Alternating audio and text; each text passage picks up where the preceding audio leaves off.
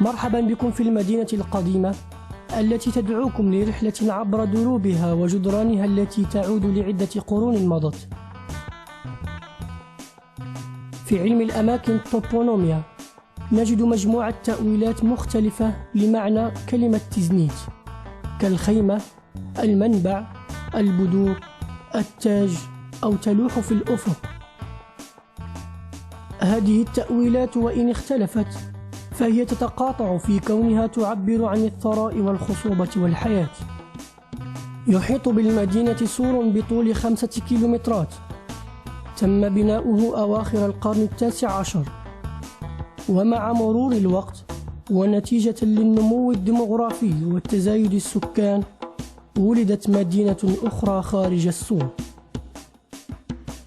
هذا الجدار الذي كان حزاما دفاعيا وقائيا يحمي المدينة وأهلها من أعدائها وغزوات الأجانب هو شهادة على مدى رقي الحضارة التي تأسست حول العين الزرقاء الشهيرة وذات الصيت العالمي التي كانت تسقي جل حدائق المنطقة.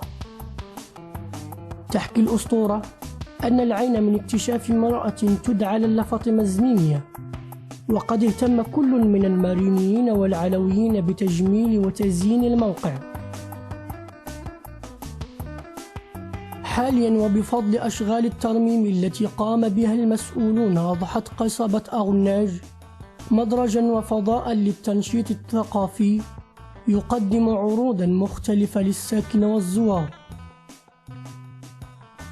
ناهيك عن المساجد الجميلة التي تنتمي إلى التراث الديني للمنطقة، كالمسجد الكبير بداخل المدينة القديمة ذو الباع الطويل في التعليم التقليدي والذي تحول إلى متحف تاريخي.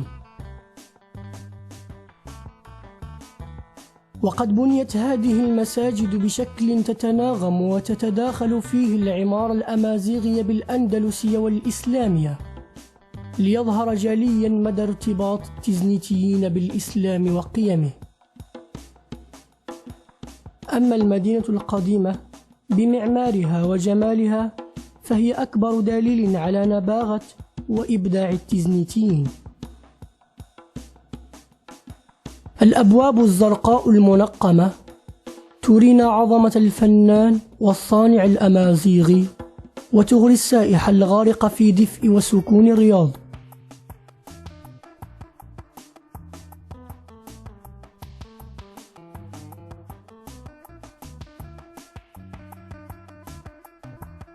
أزقة ودروب المدينة التي تربط الماضي بالحاضر كأوعية وشرايين، تعج بالحرفيين والتجار الذين يقدمون منتجات جديدة وقديمة.